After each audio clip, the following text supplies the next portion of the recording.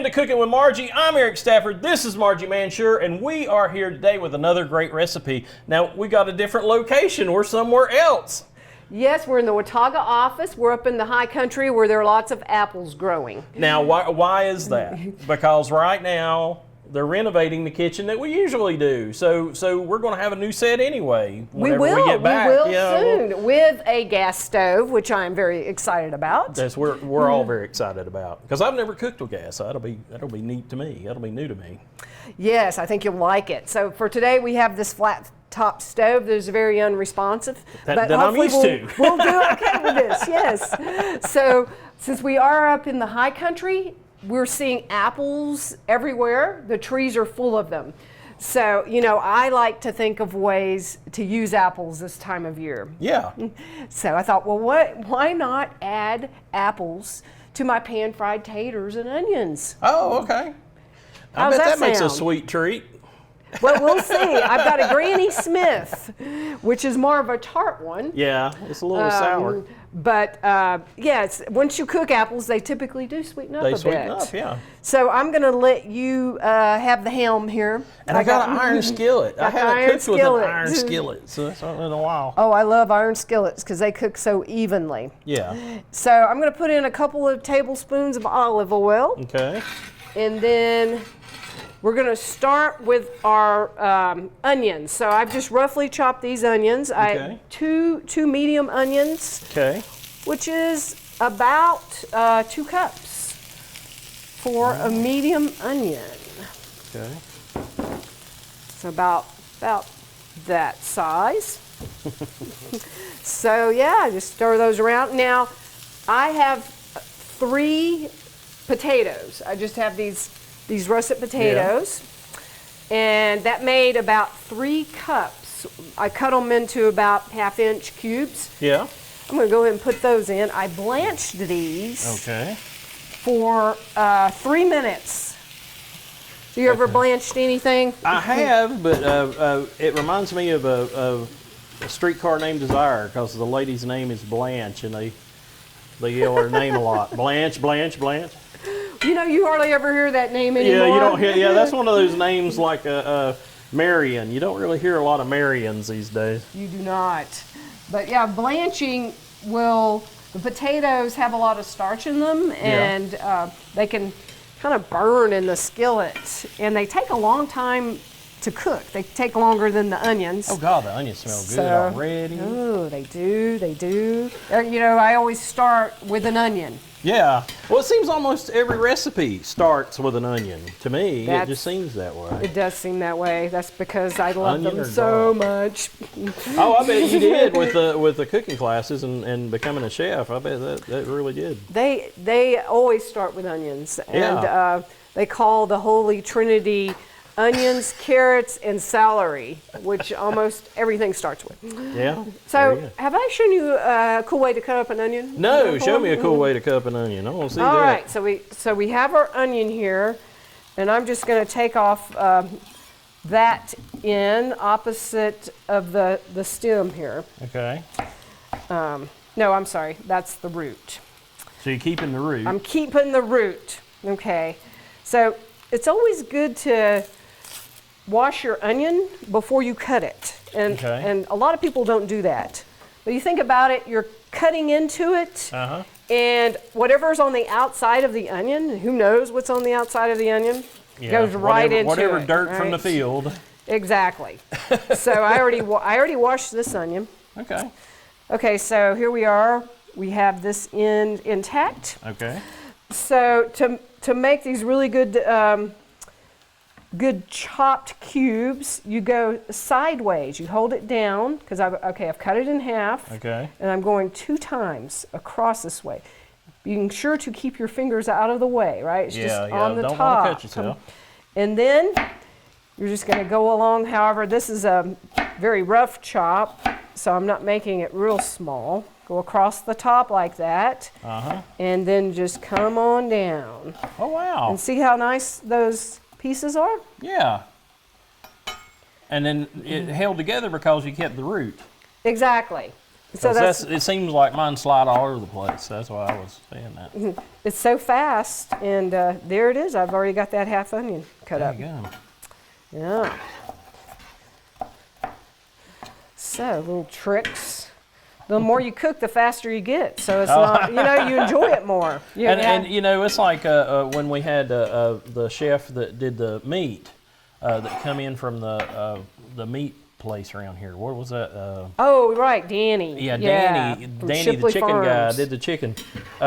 He was doing that with the onions and stuff, and he was like, when you're a sous chef, he was doing it while we were warming up, and he was like, when you're a sous chef, you got to do that and do it quick and do like a whole bag of onions. And it's like, wow. No time flat. Yeah, so no they get time really flat. fast. But for a home cook, the goal is to keep your fingers and be, fairly fast, but it's not like you're getting paid for it. So Yeah. you don't have to worry so much. Yeah, but doing a whole bag, I just can't imagine. I guess I just don't cook that much or cook for that many people, but it's amazing to me.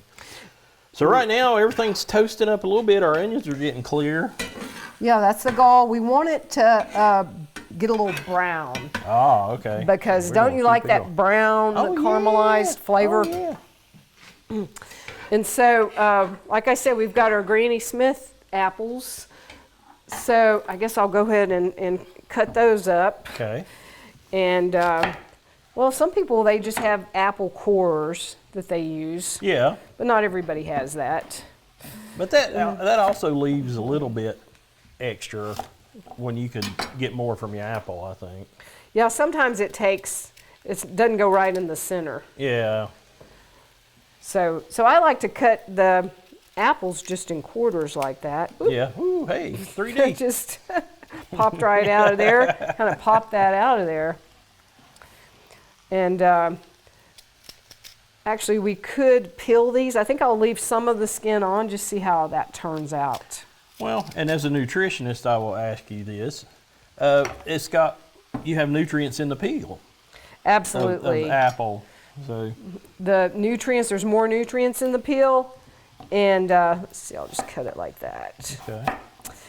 To chop, I want it like maybe half inch or so cubes of this that we're going to add in a few minutes. Okay. After we get that brown. After we get our stuff over here brown. But your fiber is definitely in the skin of the apple. Yeah. There's not much fiber in just In the meat. flesh and the meat of the apple.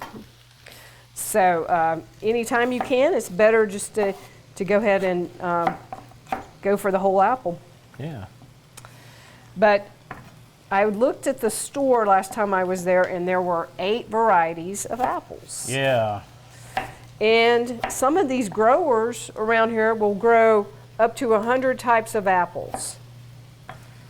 100 varieties. Yeah. So if there's one you don't think you like apples, then There's one you like. There's bound to be one that you like. Yeah, there's bound to be one. It's like you're doing Granny Smith's. My wife likes Granny Smith's and likes the tart apples. But I like the Honey Crisp. I like something that's a little sweeter. That's like, and the Honey Crisp, they only last they don't last too long. They're in and out kind of quick in the fall, seems like. Some of the types of apples will last a really long time. If you store them especially if you had a root cellar that was 55, 60 degrees. And I used to shoot a lot of commercials for apple houses around here, and they would have the cool room storehouses and stuff to keep them. Yeah, that is important because it really slows them down. They produce ethylene, which is a type of gas, and that's what ripens them. I guess a lot of fruits do that. All right. That is smelling good, Eric. It is smelling good. It's getting a little toastier. It's not browning just yet, but we're there. And I keep throwing too much out. I would be fussing at myself at home for throwing out that much. Well, that's because you have to clean it up. Well, no, I don't care about cleaning it up. That's a bite I missed. That's the way I see it. Oh. I see it as the good stuff gone. The good stuff is leaving. So this last weekend, some friends invited us over for an apple pressing, cider making even. Oh, that's cool.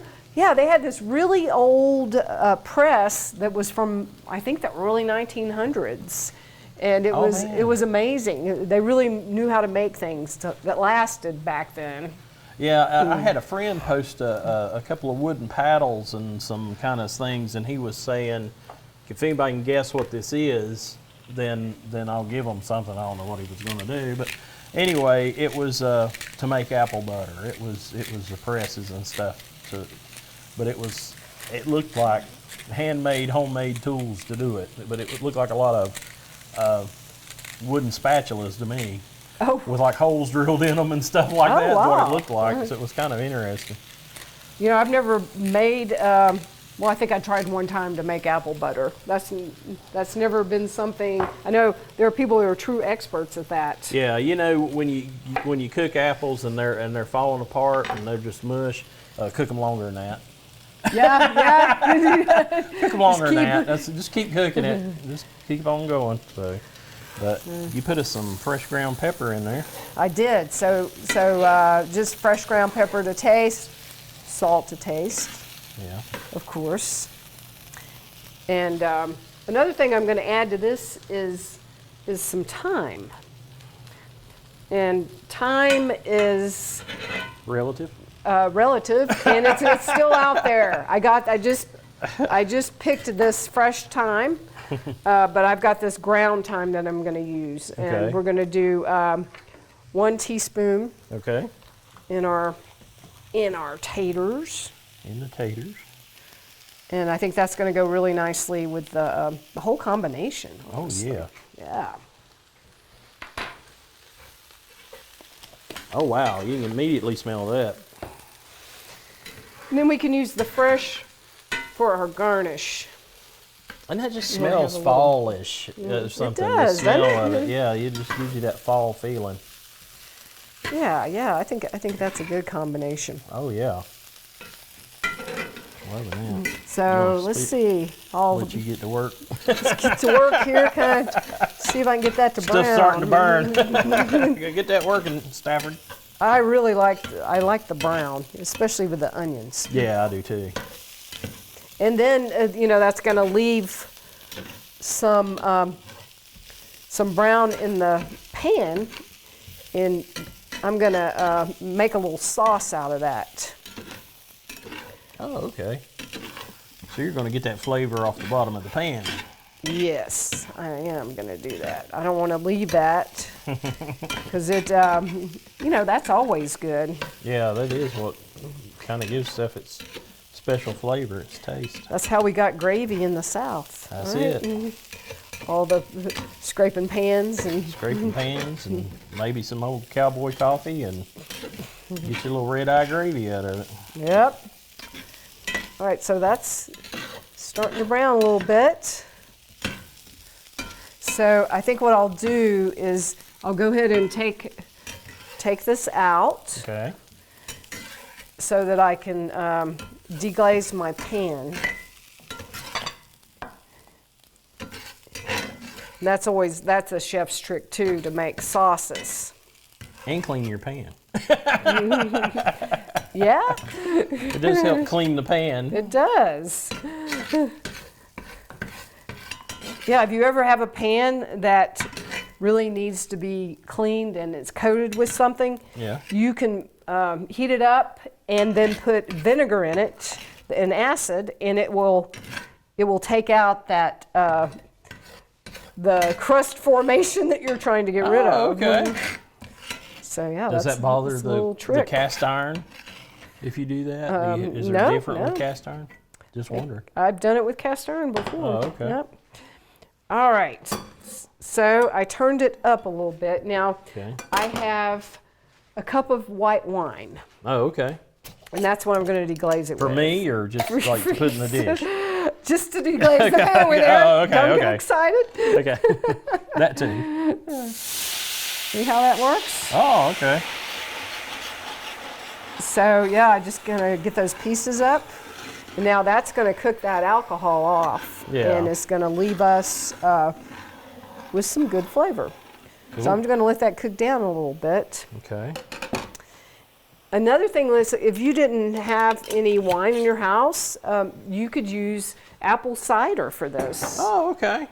Kind of cook that down a little bit, because I am going to put, I think I'll put about a teaspoon of maple syrup in this. Oh, okay. Oh, it's getting more fall-y as it goes. Yes. Fall-like.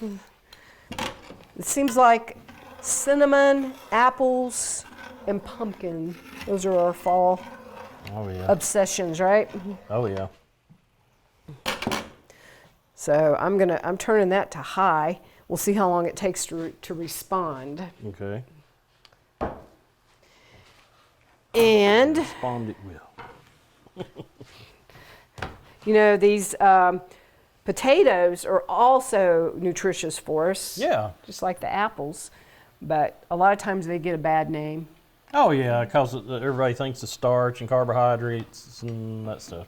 Right, and then a lot of times they're fried too. So Yeah. Man, this wine's smelling good. wine, we got wine, onions. I mean, that just Taters. smells good. That just smells like you've gone to a restaurant. It just has that, I don't know.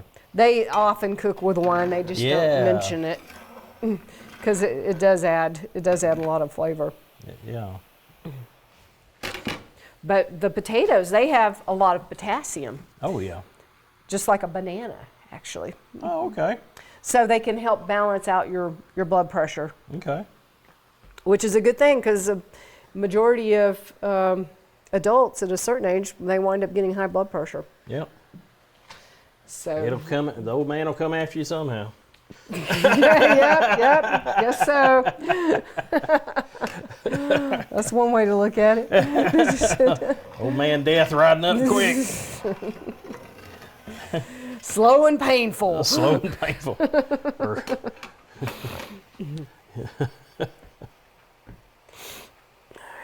That is rendering down, isn't it? It is. It does take a couple of minutes. But you can use other types of alcohol to do this. This would be good with brandy. Oh, yeah. Brandy and apples. They do make apple brandy, right? Yeah, that's true. Shoot, around here they make apple white liquor. You know? Oh, yeah? Yeah. Yeah. Yeah, in Wilkesboro especially. Where there's so Oh, many right. apples. Is that moonshine? Yeah, moonshine. Apple yeah. moonshine. Yeah, they make I've apple seen moonshine, yeah. that. It's actually legal now. Oh, is it? Oh, They- well. they Where's the have- fun in that? Nobody chasing you. You ain't got to hide it. What's the fun in that? That's how NASCAR got started, I That's think. right. That's right.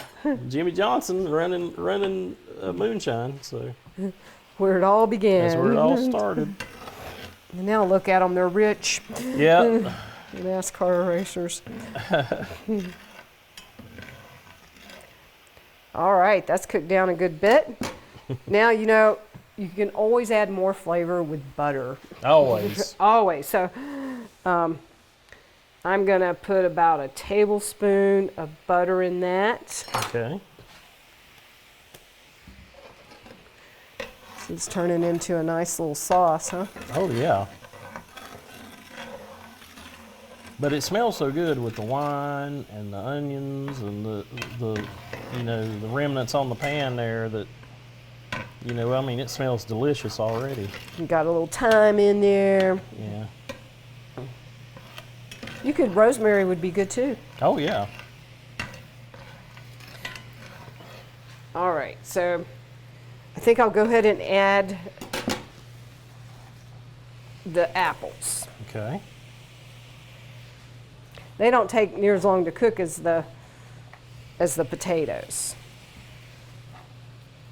So I'm adding 2 apples. I already cut one of them up. Okay.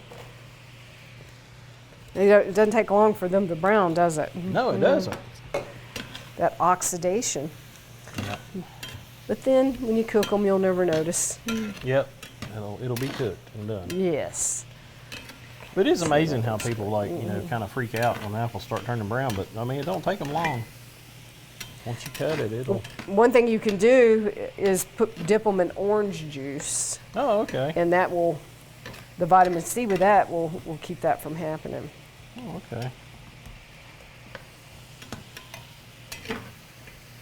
All right, so that's got that going. Yeah. I'm going to put these back in here Oh, okay. and mix all that up.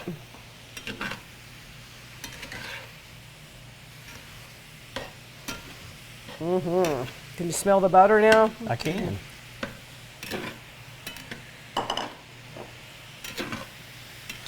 Yeah, I guess your kids are too old now for trick-or-treating, or do you? I don't. I guess they will still go out, but I don't. One's in college, so you kind of worry about what they might get up to in costume. But other than that, we'll see. Apples and pumpkins and all that. All part of the season, trick-or-treating. All right. So I should check to see how my taters are doing. Yeah. That's the best way to tell if they're softening up. So that one cut. It's not extremely soft. Yeah, because the potatoes are denser than the apple. They are, even though I blanched them. But yeah, they're gonna. The flavors are really blending now. So Yeah. So I actually have this on high, so I can get a little brownness here. Yeah. Make sure that they're cooked all the way through. Yeah. So I think this would be really good with pork. Oh yeah, definitely. Pork and apples. It's always good. I guess that's why the pig's always eating his apple and all those Oh, maybe that's what it medieval is. dishes. Oh yeah, you see them on the table with the apple in the mouth. Yeah, they could have let him finish his apple before they got it. Poor thing. Poor thing. He didn't have much of a chance. Also, this would be fine with chicken too, I think. Oh yeah, but it's also something I was thinking of. It's also it would be good like with eggs and breakfast too. Oh yeah. Yeah, it'd be a nice rich fallish breakfast thing. Yes, you are absolutely right. Yeah. We like breakfast a lot at my house. We eat a lot of Oh, breakfast. I love eggs. Yeah. Oh, I have seen recipes for this with bacon in it. So Really? yes, but you know how I am. I try not to eat too much bacon, but I know it'd be really super good. Yeah, that would be good. It does be a have lot of bacon, just a little sprinkle. Well, that's true. But that would add some more protein to it as well. It would add a bacon. lot of flavor. You could do turkey bacon, and that's even fallish. That's true. So I'm going to pull this off of here, Okay. and I think that looks like it's probably done. Yes, it does. And I'm going to let you be the guinea pig as usual. Oh, okay. And I will be that guinea pig. You're okay with that, huh? I'm perfectly fine with that. Okay. As far as being a guinea pig, I'm fine with that. So I was thinking it would be really nice for this to have a little bit of Parmesan cheese on top. Oh, okay. Yeah, why not? And I've got my fresh thyme. Okay. So that looks quite decent. That does look quite decent. That looks really good. I'm gonna. And it's probably really hot. Because I want to see that. Don't want to burn your tongue, huh? Yeah. Well, I'll take me chances. How's that? Yeah.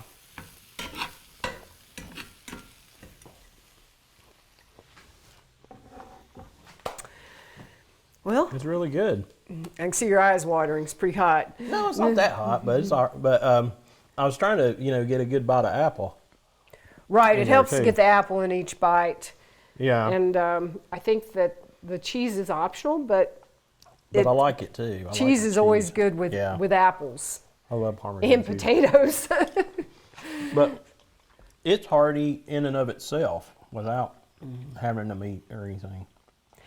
Yeah. So if you have a potluck or something like that to go to this fall, this could be a perfect side dish. It's not expensive to make, and adding the herbs and the wine to it, it makes it more fancy. You're making me think about my Thanksgiving menu.